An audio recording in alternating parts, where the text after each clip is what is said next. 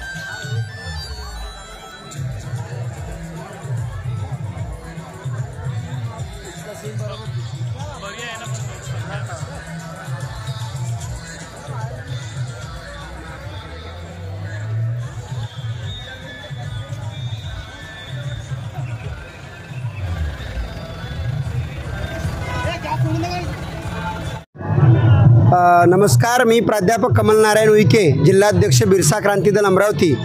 आज वरुड शहरामध्ये दरवर्षीप्रमाणे 9 ऑगस्ट जागतिक आदिवासी दिनानिमित्त भव्य स्वरूपात जागतिक आदिवासी दिनाची रॅली काढण्यात आली.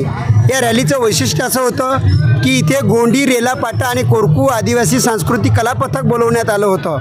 आणि या कार्यक्रमाच्या निमित्तानं आम्ही अष्टविनायक सभागृहात रोगनिदान शिबिर, मोफत रक्तदान, मोफत नेत्र तपासणी, मोतीबिंदू ऑपरेशन आणि रक्तदान शिबिराचं सुद्धा आयोजन केलेलं आहे.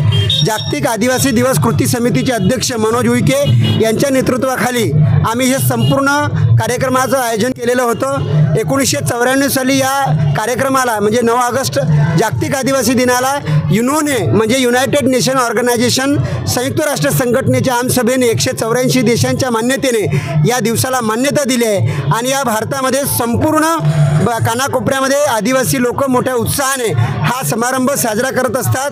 बिरसा मुंडा, टंट्याबिल, राघोजी भांगरे, राणी दुर्गावती आणि फुल्लेश्वर बाबूराव शेडमाके या तमाम आदिवासी क्रांतिकारकांच्या संघर्षाला आम्ही आठवण करत असतो. आणि ज्या फुले शाहू आंबेडकरांनी आम्हाला हा अधिकार दिलेला आहे त्यांचाही कुठेतरी जागरण या कार्यक्रमाच्या निमित्तानं होत असते. जागतिक आदिवासी दिनानिमित्त सरकारी सुट्टी जाहीर झाली पाहिजे का, अशी कुठली मागणी केली आहे का आदिवासी बांधवांनी? नाही, आम्ही 15 नोव्हेंबर जो आहे, 15 नोव्हेंबर हा बिरसा मुंडा जयंतीचा दिवस असतो आणि तो सुद्धा पूर्ण राष्ट्रीय स्तरावर आम्ही साजरा करतो. तर आम्ही 15 नोव्हेंबरला ही मागणी केलेली होती, 9 ऑगस्ट. पण आमची ही मागणी आहे की 2017ला सरकारने GR काढला होता की जागतिक आदिवासी दिवस हा शासकीय स्तरावर साजरा केला जावा. परंतु यावेळेस सरकारनं त्या कार्यक्रमाला छेद दिलेला दिसतोय.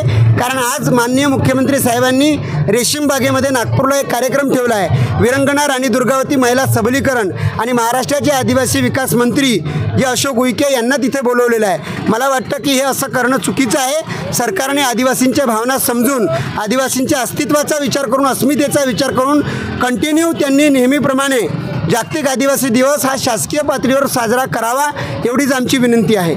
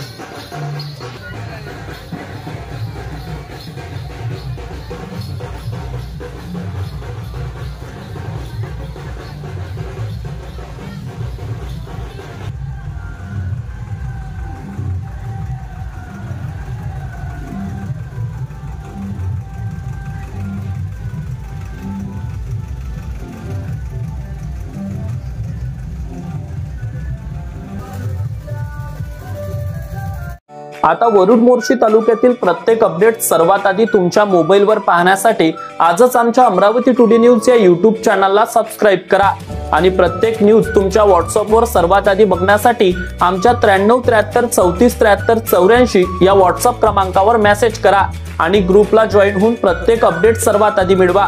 वरुड तालुक्यातील प्रत्येक न्यूज शॉर्ट स्वरूपात बघण्यासाठी आमच्या वरुड टुडे न्यूज या इंस्टाग्राम पेजला आजच फॉलो करा आणि रोज अपडेट रहा।